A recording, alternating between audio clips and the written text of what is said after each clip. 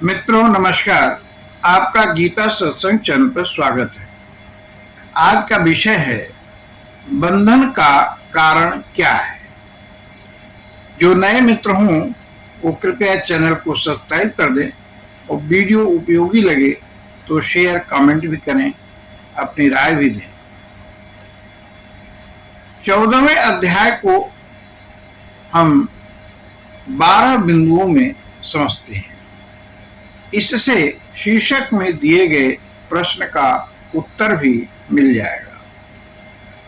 तो पहला बिंदु यह है कि सर्वप्रथम आगे कहे जाने वाले ज्ञान की महिमा का वर्णन किया गया है।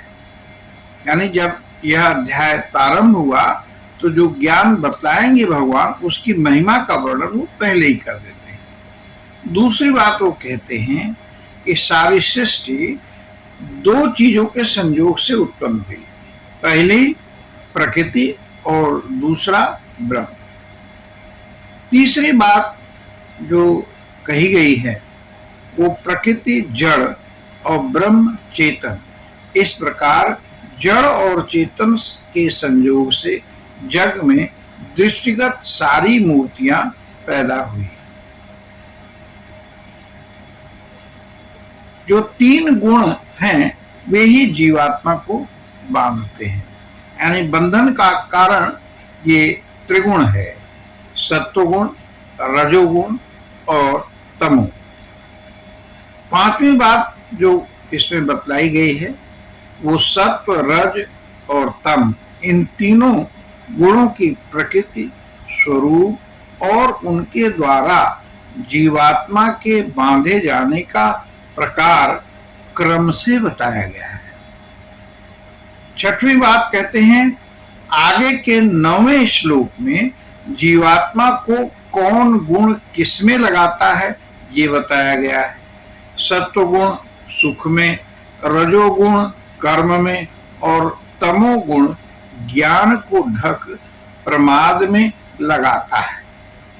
सातवीं बात कही गई है श्लोक नंबर 11 से 13 में बढ़े हुए गुणों के लक्षण, 14-15 में किसी एक की वृद्धि होने पर मृत्यु हो जाए तो उस जीव की गति का निरूपण क्या होगा इसके बारे में समझाया गया है।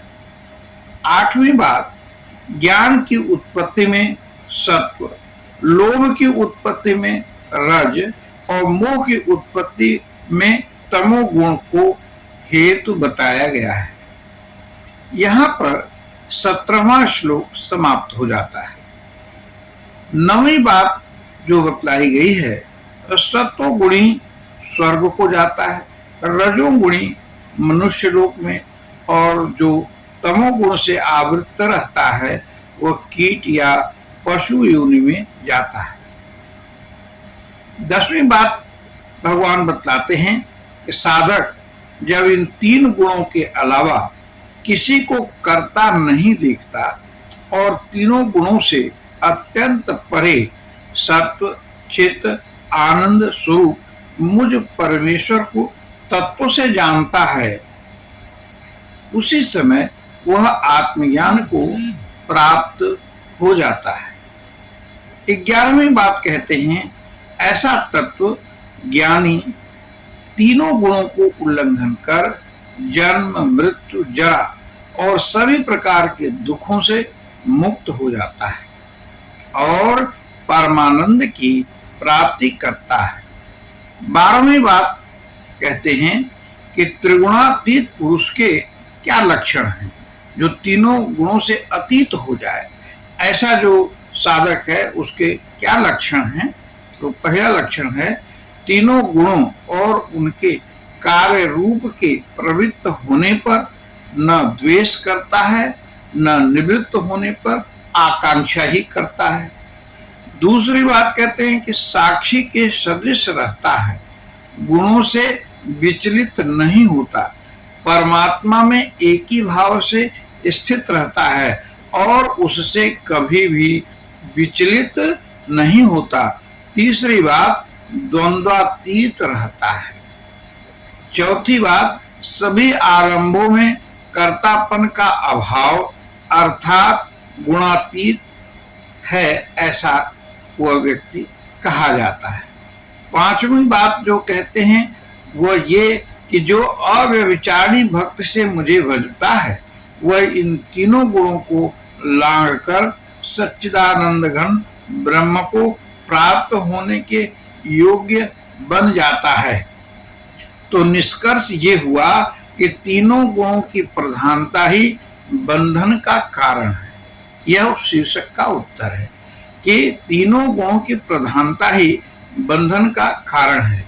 भगवान साधक का लक्ष्य गुणातीत हो जाना तय करते हैं, यानी साधक गुणातीत हो जाए। साधन क्या है इसके लिए? कहते हैं अव्यभिचारी भक्ति योग, यानी एक उसी परमात्मा में मन लीन हो जाए, संसार से अमन हो जाए, ऐसा महात्मा गुणातीत कहा जाता है। तो यहीं पर हम अपनी वाणी को विश्राम देते हैं। आइए भगवान का नाम लेते हैं। हरि ओम तत्सत, हरि ओम तत्सत, हरि ओम तत्सत। आप सभी को प्रणाम, बहुत बहुत धन्यवाद। Thank you.